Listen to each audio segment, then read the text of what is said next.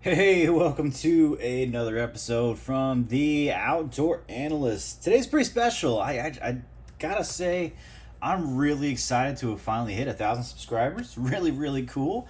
So thank you all. Thank you for everyone who has subscribed for chiming in. I really appreciate it. I've had an absolute blast going over.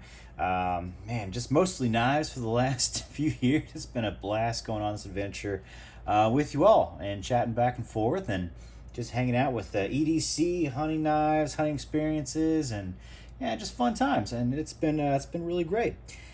So today's just kind of something special. I ended up getting just a little special thing for myself, a little 1 ounce piece of silver, which I found out this wonderful 45 has a lot of corrosion on it. So we're going to work on it just a little bit with a little bit of flitz. So $23 gift to myself right now. We'll see how much this silver is going to be worth in the future.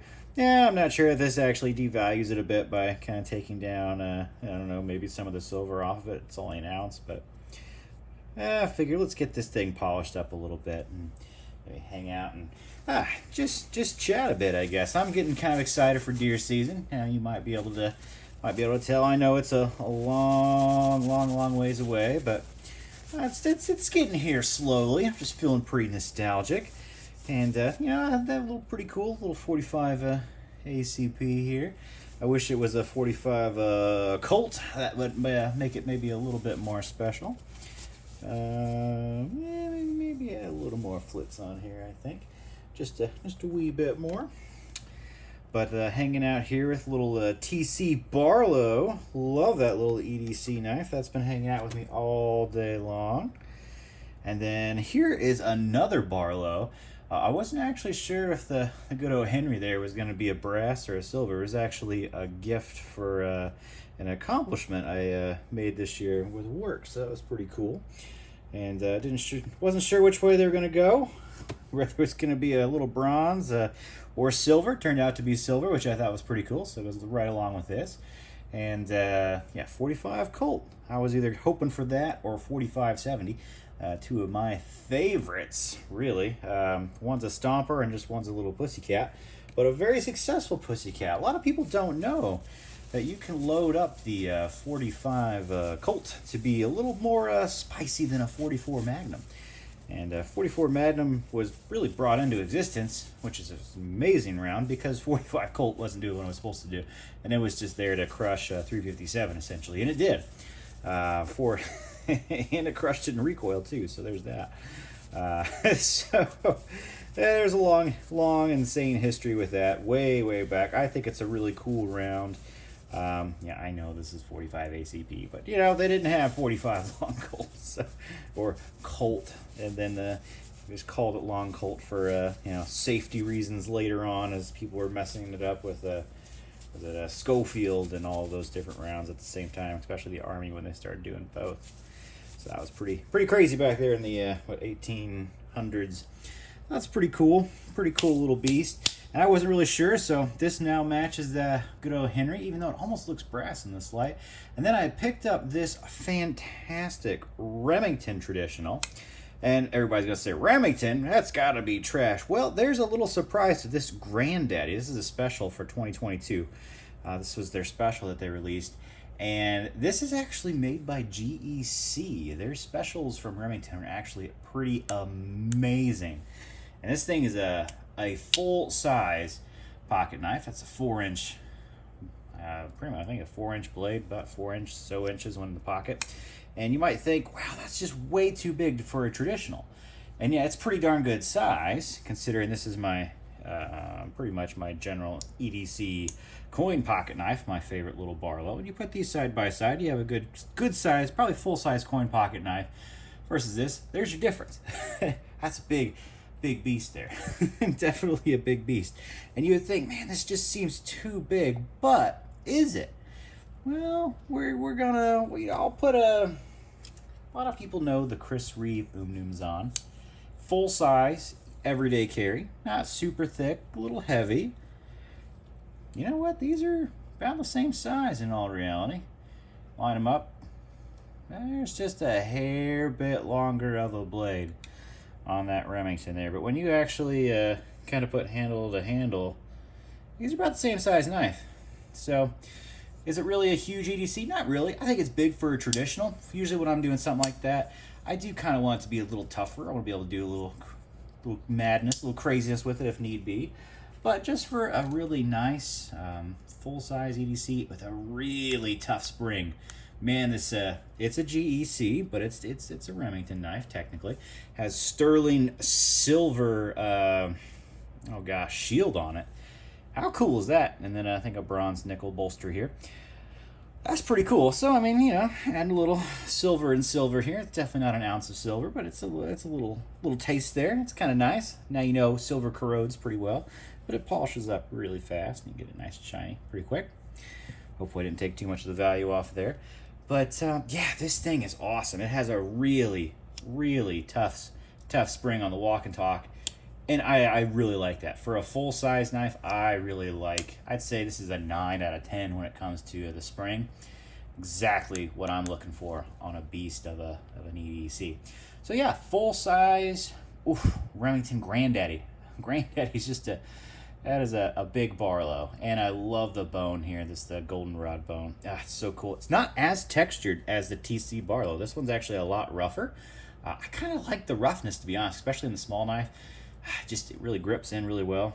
A little more to play with. It's just super smooth all around, and there's a little texture to it. You can definitely feel when you go in the back. You know, it's definitely a little bit of bone on there, but it's pretty well smoothed out. Just a gorgeous looking EDC here.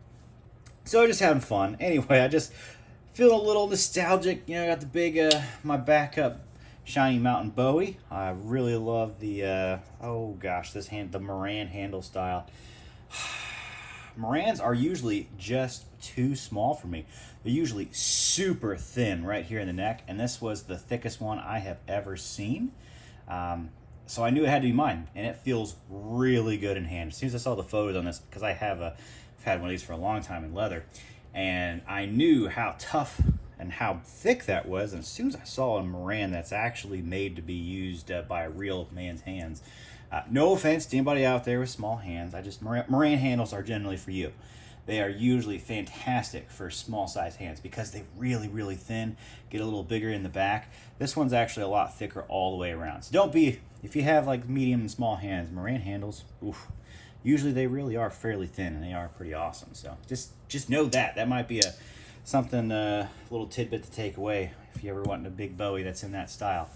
They're usually pretty thin. But yeah, thanks for hanging out. Thanks for subscribing and being with me for so long. It's just been a fun ride, and I just hope to continue and have a lot more fun with hunting season coming up, and just prepping through the summer. The summer's a great time to get everything ready, get everything prepared, everything really sighted in, so you get the perfect shots. I'm pretty pumped for deer season. I think it's going to be a little bit old school this year, all the way around. I'm not quite sure what the fixie for field dressing is going to be, but I know that that's probably going to be in my pocket. I always take my buck along, my buck 110 now. It's an S35 VN, the newer one. It's going to be on the hip, but there's usually a fixed blade that comes along too on the hip. So you gotta have backups. If you've ever dropped something out in the woods, especially when you really need it, boy, does that matter. So I think backups is really important. For certain. But having really cool EDC knives just to hang out with and then take them hunting and get some really good experiences too. It's just really cool. So I can't wait to have these out there. I'm definitely going to be clearing some trails with this. That's going to be fun. And, hopefully getting some good work in with that, putting some more meat on the table. And that's, if you didn't know, that's what I go out there and hunt for. I'm a meat hunter. Do I love it when you get a big rack on a deer? Yeah, that's fantastic. You get a good buck in there. But when you don't, that's okay too. I'm out there for meat. I love the freezer full. I have been eating deer and buffalo all year long for over a year. Finally finished up my black buck. And that's a very scrumptious, very sweet meat. Very sweet meat. A little more sweet than buffalo, actually, so that's pretty darn cool. But I gotta go back to whitetail this year. I think that's definitely on the table. I'm looking forward to it. Really am. Looking forward to some more videos, hanging out, doing some cool stuff. I have a budget fixed blade, and it's probably the most budgety of big choppers. I wouldn't really call it a chopper, more like a splitter. It's a Bowie knife. It's not as heavy as this Bowie, but I'm still working on it, still putting it through its paces. I'll just give you a hint, it's around $50, and it's going to be pretty awesome. So far, I've been impressed. Unless for some reason the steel disappoints me, I think it's going to be pretty darn cool. Something I've known about for, man, almost 2 decades. I don't know how long it's been out, maybe 20 years.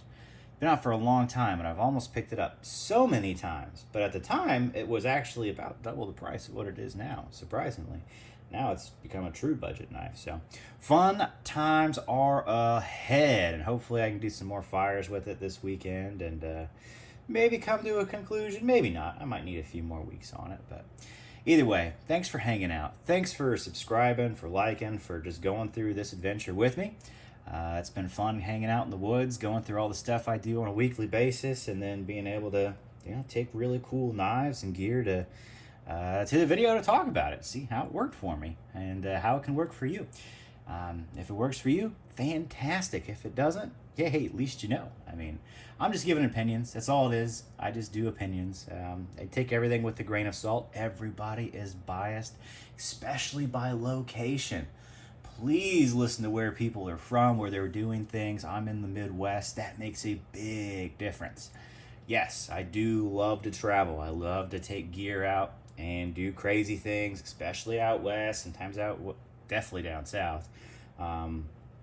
But I know there's massive differences in just the geography and what works best in different geographies. So, not just take everything with a little bit of a grain of salt, depending on where you live, depending on where the reviewer or the person who's talking lives, because that makes a big difference in what they're actually saying. Experiences change. I am never going to tell someone in the upper mountains who works and, has crazy, 6-10 foot snows like it's nothing, and tell them, what the exact best knives are going to be for them. They're in a whole different world than me. It's just, I always find it funny when you get reviews of people that are only thinking exactly where they live, not thinking about different locations or places or where it might do well there. And if a lot of people just haven't traveled either, they don't know there is much of a difference. My goodness, if I never had left the Midwest, good Lord, nothing would make sense. It's just flat, humid, hot, and then still pretty crazy winters all at the same time. I mean, it's just a weird weather here, and everything's hardwood, and that makes that's a whole difference than a lot of the country. That's for darn sure, especially the world. And my goodness, anything I'd say south of the equator is a whole different world when it comes to gear. And almost everything for hardwood does not work well when you get going into the jungle territory, really. And yeah, definitely done that before too, several times. And it's just a whole different world. It's exciting to know the differences and see the differences. But I always like to try and let people know, just keep an eye out for where they live, what they're used to, what they're doing stuff with, and that allows you to really get more of an understanding of what different tools can do in different locations and why people use them. Even for hunting, huge differences in hunting. Especially, in the South and Midwest, you are completely out of your league if you're going out west. And anybody out west who's never hunted deep woods or thick woods is completely out of their league when they come to the Midwest. They just have no idea how to do anything, which is great because it's pretty much the exact opposite when someone from out here goes over there. It's a whole different world. Yes, a lot of things do, hunting's hunting, but there's just so much to learn when you go to different locations, so much that's different in geography. It's just amazing. And how gear helps you solve those problems or just do those problems easier without difficulty is really exciting. Now, granted, if you're kind of an outdoorsman, I think difficulty is part of the joy. It's part of the excitement of it. I love it when things get hard, essentially. That's kind of why you do it. We live mostly an easy life. So when you go out and when I do a backpacking trip, yeah, I love it when you push yourself. You train hard for it. go out there and push it. I mean, try and do a minimum of 10 miles a day in high elevation and doing lots of elevation consistently, and it will push your body to the areas, I mean, that you're just not used to. I mean, that you can't even train for, especially if you're training in the Midwest and you go out to the West and do something like that. It's fantastic how much more complicated it is. Or if you're out west and you go to the the Midwest and you try to do one of our trails, or you try to do something down south. Ooh, boy, if you've never tasted humidity, it will change your world and sap your whole geared setup. That's for darn sure. So it's beautiful. The differences are great. It's really fantastic.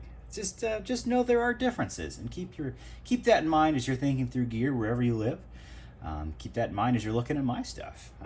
My videos, it's all the grain of salt. It's all from my perspective, and yeah, I have a lot of biases for sure. Definitely do. Everybody does. If anybody says they don't, my goodness, they're just dumb. It is what it is. So anyway, wow, weird rant, but it's been fun. It's been fun. I'm glad everybody's been liking, subscribing, watching videos. I do appreciate it. It's been a great time doing this with you, and I'm really excited for what the future holds. Hopefully, some more awesome adventures with me and my family, and I get to kind of share the spoils of what I've learned with the gear that we take along the way. So, thanks a lot for hanging out, and I will catch you on the next one.